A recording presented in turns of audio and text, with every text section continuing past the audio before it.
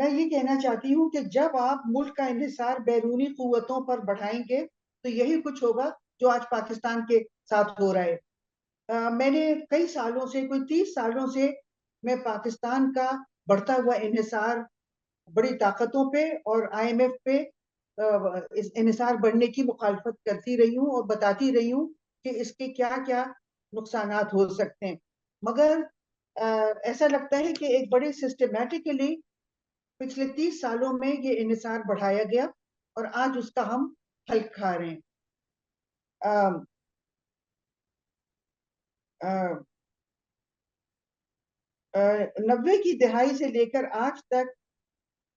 Pakistan D value کر رہا ہے اپنی کرنسی کو، اور کہا یہ جا رہا ہے کہ اس سے ایکسپورٹس بڑھ جائیں گے، مگر پچھلے 30 سالوں میں ہم کوئی خاطر خواہ ایکسپورٹس میں ایکسپورٹ ارننگز میں خاطر خواہ مطلب بڑھ نہیں سکی ہیں، جس کی وجہ سے یہ ضرور ہوا ہے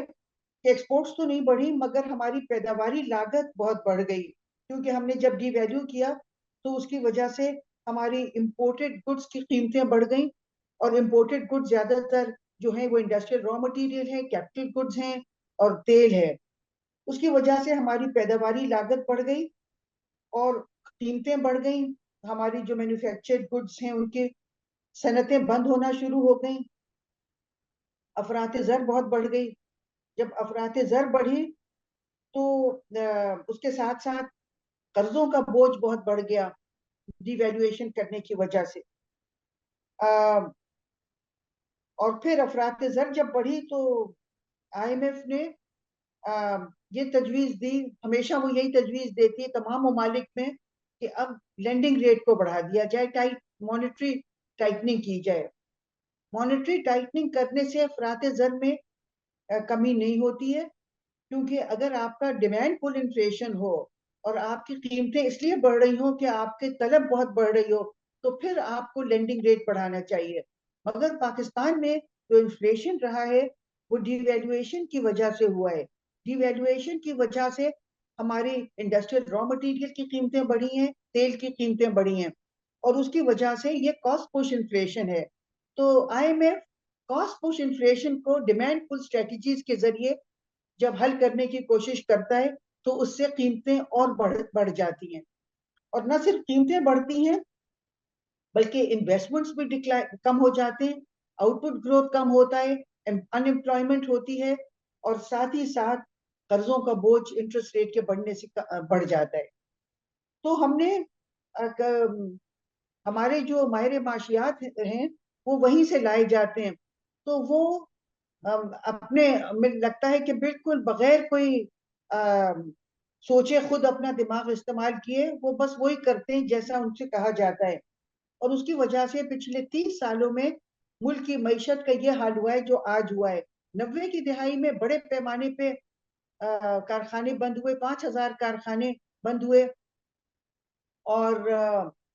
20 لاکھ لوگ انمپلائڈ ہوئے، غربت کی شرح بہت بڑھ گئی، اور غربت کی اتنی شرح بڑھ گئی کہ ایشین ڈیولپمنٹ بینک نے کہا کہ پاکستان میں غربت کی شرح مطلب 50% لوگ غربت کی لکیر سے نیچے رہ رہے ہیں، اور اندرون سندھ میں 85% لوگ غربت کی شرح سے نیچے رہ رہے ہیں۔ یہ 90 کی دہائی کا ہے، مگر آج حالات اس سے بھی بدتر ہیں۔ پھر اس کی وجہ سے بہت زیادہ جرائم بڑھے، لوگوں نے قتل اور کڈنیپنگ فار رینسم اور یہ سب شروع ہو گیا، پھر سیاسی بحران بھی آیا، یہ سب ہم نے برداشت کر لیا 90 کی دہائی میں۔ مگر آج جو صورتحال ہے وہ کہتے ہیں کہ history repeats it self for nations that do not learn from history. ہم نے کچھ سبق نہیں سیکھا، اور وہی آنکھوں پہ پٹی باندھ کے IMF کے پاس ہم کو لے جایا گیا، اور انہوں نے وہی پالیسیاں پھر ہم پہ لاگو کی جن کا میں ابھی ذکر کر چکی ہوں، اور اس دفعہ اس جو بحران ہے وہ اس سے بہت زیادہ شدید ہے جو 90 کی دہائی میں ہوا تھا۔ اس دفعہ صرف ٹیکسٹائل سیکٹر میں 75 لاکھ لوگ بے روزگار ہو گئے، اور اس کی وجہ سے پھر صنعتیں بند ہو رہی ہیں، بڑے پیمانے پہ صنعتیں بند ہو رہی ہیں، اور بہت لوگ بے روزگار ہو رہے ہیں, غربت بہت بڑھ رہی ہے. روٹی اس دفعہ تو یہ بھی دلچسپ ہے کہ کھانا بھی چھینا جا رہا ہے لوگوں سے. روٹی جو ہے اس کی قیمت اتنی زیادہ ہو گئی ہے کہ شاید اس ملک میں پہلی دفعہ شاید قحط بھی آج پڑ جائے, کیونکہ غریب لوگ تو روٹی نہیں کھا پا رہے ہیں, کیونکہ روٹی بہت مہنگی ہو گئی ہے. پھر اس کے ساتھ ساتھ آپ دیکھیے کہ جرائم پھر بڑھ رہے ہیں, کیونکہ وہ ڈرکمینین ماڈرنائزیشن پرسپیکٹو وہ یہی بتاتا ہے کہ اکنامک ویریبلز کا سوشل ویریبلز پہ امپیکٹ ہوتا ہے. اور جب غربت بہت زیادہ ہو جاتی ہے, لوگوں کے پاس سروائیو کرنے کے لیے پیسے نہیں ہوتے, تو پھر وہ قتل کرتے ہیں اور چھینتے ہیں ایک دوسرے سے, اور سنیچنگز ہوتی ہیں, کار سنیچنگز ہوتی ہیں, وہ سب کچھ پھر دوبارہ بازار گرم ہو گیا ہے اور قیمتیں بہت بڑھ گئی ہیں. اور ایون مڈل کلاس کے لیے سروائیو کرنا, لوگ یہ جو ہے وہ چندہ جمع کر رہے ہیں, جاتے ہیں کہ ہمیں پیسے دے دو, ہمیں بجلی کا بل ادا کرنا ہے. میرے پاس اتنے لوگ آ رہے ہیں جن کی میں جو کچھ مدد کر سکتی ہوں کرتی ہوں کھانے پینے کے لیے, مگر اب بجلی کے بلوں کے لیے بھی میں کہاں سے جمع کروں پیسے سب کے بجلی کے بل ادا کرنے کے لیے. تو ڈاکٹر صاحب اگر معذرت کے ساتھ اگر آپ سولوشن کی طرف کچھ باتیں کہہ اچھا سکیں. جی, اچھا بس میں یہ کہہ دوں کہ صرف 4.5 سال میں ڈی ویلیویشن اور لینڈنگ ریٹ کے بڑھنے سے قرضوں کا بوجھ $100 بلین سے زیادہ بڑھ گیا. جہاں تک اس کا تعلق ہے تو میں سمجھتی ہوں کہ سب سے اہم اس کا حل یہ ہے کہ ایک تو جیسا کہ میں نے ایک کتاب لکھی ہے, میں نے اس کا کافی آج کل اس کا وہ ہے, اس کا نام ہے Alternative to the IMF and Other Out of the Box Solutions. اس کتاب میں نے ایک آلٹرنیٹو دیا ہے جو آئی ایم ایف سے بہت زیادہ بہتر ہے, بہتر نہیں ہے صرف بہت اچھا آلٹرنیٹو ہے. اور یہ ایک ملک میں آئی ایم ایف کی اگر آپ دیکھیں ماڈل جو میں نے ذکر کیا کہ کتنی اس سے مسائل پیدا ہوئے ہیں, تو میرا جو آلٹرنیٹو ہے وہ بہت خوشحالی لے کے آ سکتا ہے. اس میں نے پہلا چیپٹر ہی اسی سے شروع کیا ہے. ابھی چونکہ ٹائم نہیں ہے اسے تفصیل سے کرنے کا, مگر اس میں بہت سے میں نے آلٹرنیٹیوز دیے ہیں. اور یہ آلٹرنیٹیو صرف کافی نہیں ہے, بہت ضروری ہے کہ ہمارے جو اکنامک مینیجرز ہیں جو پچھلے 30 سال سے اس ملک کو اس طرح چلا رہے ہیں, ان کو بھی فارغ کیا جائے. ایک یہ بہت ضروری ہے کیونکہ وہ عالمی مالیاتی اداروں کے تنخواہ دار ہیں, ان کی یا تو پینشن ان کو وہاں سے ملتی ہے یا ان کو وہاں سے تنخواہیں ملتی ہیں, تو ان کے لیے بہت مشکل ہوگا آئی ایم ایف کی سوچ سے ہٹ کے کام کرنا. اور چونکہ اب 30 سال ہم نے ان کی پالیسیاں دیکھ لی تو وہ بالکل فیل ہو گئی ہیں, اور ان مینیجرز کو بھی دیکھ لیا پچھلے 30 سال میں یہ بالکل فیل ہو چکے ہیں. تو اس لیے اب ضرورت ہے نئی پالیسیاں, نئے آلٹرنیٹیوز, اور ان لوگوں کو آپ موقع دیں جن کے پاس اس قسم کے بہتر آلٹرنیٹیوز موجود ہیں. یہ جو اکنامک مینیجرز ہیں یہ ایسی پالیسیاں وضع کرتے ہیں جو پاکستان کے مفادات کے مطابق نہیں ہے. اس میں ایک چیپٹر 3 ہے صفحہ نمبر 25 پہ, اس میں نے بتایا ہے کہ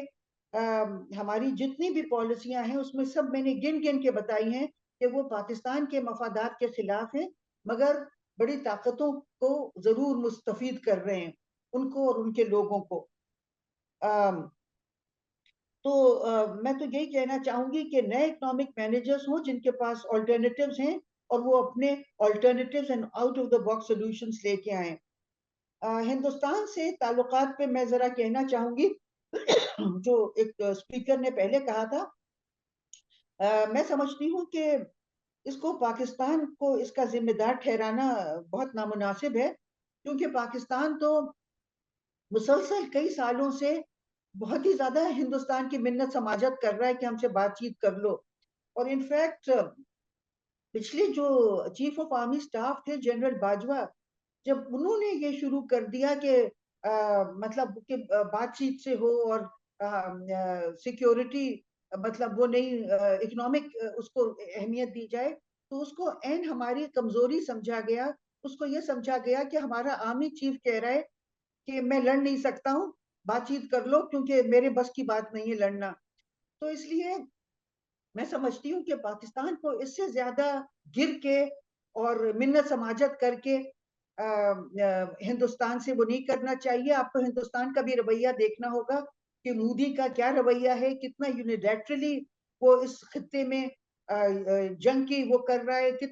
तरह वो माइनॉरिटीज को पे जुल्म और वो कर रहा है, किस तरह कश्मीरियों को पे जुल्म कर रहा है, और यूनिलैटरली यूनाइटेड नेशंस की करारदादों की को पामाल कर रहा है। तो मैं समझती हूँ कि इस किस्म के मैसेजेस तो यही कन्वे करेंगे कि हम बिल्कुल कमजोर हैं और हम लड़ने की बिल्कुल ताकत नहीं रखते हैं। बहुत शुक्रिया, थैंक यू।